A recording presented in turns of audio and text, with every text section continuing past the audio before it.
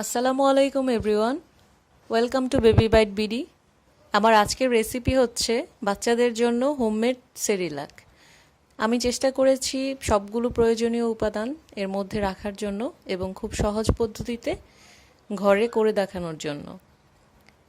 তো চলুন আমার রেসিপিটা দেখে নিই। আমি এর জন্য নিয়েছি 2 টেবিল চামচ ভাতের চাল। ভাতের চালটা বাচ্চাদের হজমে খুব সহায়তা করে। 1 টেবিল চামচ মসুর ডাল, 1 টেবিল চামচ খেসারি ডাল আর 1 টেবিল চামচ মুগ ডাল। আমি অন্য আরেকটা বাটিতে নিয়েছি 2 টেবিল চামচ ওটসের পরিবর্তে আপনারা গম থাকলে গমও নিতে পারবেন।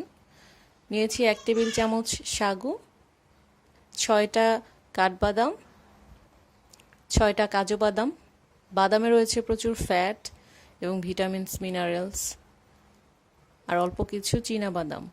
অন্য একটা বাটিতে আমি কিছু মশলা যোগ করেছি। এই মশলাগুলো খাবারের স্বাদটা তো বাড়িয়ে দিবে। এর জন্য নিয়েছি অল্প কিছু জিরা, অল্প ধনিয়া, 1টা এলাচ, 3টা গোলমরিচ আর অল্প একটু কালো জিরা।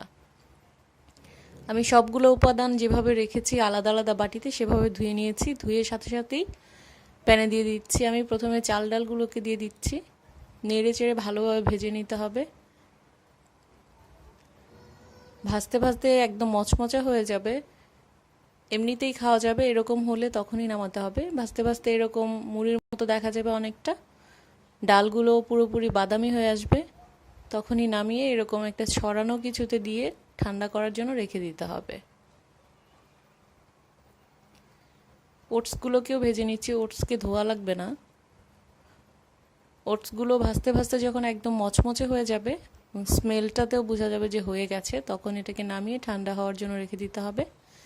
বাদাম এবং সাগুটাকেও ধুয়ে নিয়েছি, এগুলোকেও ধুয়ে সাথে সাথে দিয়ে দিয়েছি প্যানে। ভেজে মচমচা হওয়ার পরেই এবং সুন্দর একটা স্মেল বের হওয়ার পর আমি নামিয়ে নিয়েছি। মশলাগুলোকেও ভেজে নিচ্ছি আলাদাভাবে। হয়ে গেছে, নামিয়ে নিয়েছি। সবগুলো উপাদান যখন ঠান্ডা হয়ে গেছে তখন আমি একসাথে একটা গ্রাইন্ডারে দিয়ে দিচ্ছি। গ্রাইন্ড করার পর এরকম একটা পাউডার হয়েছে, ফাইন পাউডার। পাউডারটাকে আপনারা এরকম একটা এয়ারটাইট কন্টেইনারে রেখে 2 থেকে 4 মাস পর্যন্ত সংরক্ষণ করতে পারবেন। আমি একটা প্যানে 1 কাপ পানি দিয়েছি।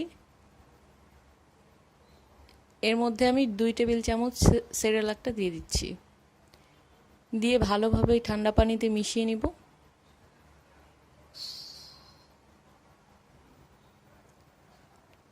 মিশিয়ে তারপর চুলাটা জ্বালিয়ে অল্প আঁচে রান্না করতে থাকবো।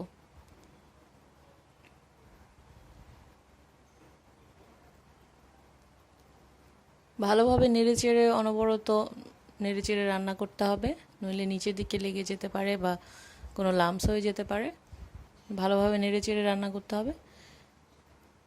কনসিস্টেন্সি যখন আপনারা দেখবেন যে আপনাদের কাঙ্ক্ষিত হয়ে গেছে, তখনই এটা নামিয়ে নেবেন। হয়ে গেছে, আমি নামিয়ে নিয়েছি। এরকম হয়েছে। আপনারা আপনাদের বাচ্চার চাহিদা অনুযায়ী এটাকে আরও ঘন করতে পারবেন অথবা পাতলা করতে পারবেন। এটার সাথে আপনারা যে কোনো ফ্রুটস মিশিয়েও খাওয়াতে পারবেন, খিচুড়ির মতো রান্না করে খাওয়াতে পারবেন অথবা পায়েসের মতো রান্না করেও খাওয়াতে পারবেন। আমার আজকের রেসিপি যদি আপনাদের ভালো লেগে থাকে তাহলে প্লিজ আমার চ্যানেলটা সাবস্ক্রাইব করবেন আর কমেন্টে আমাকে জানাবেন।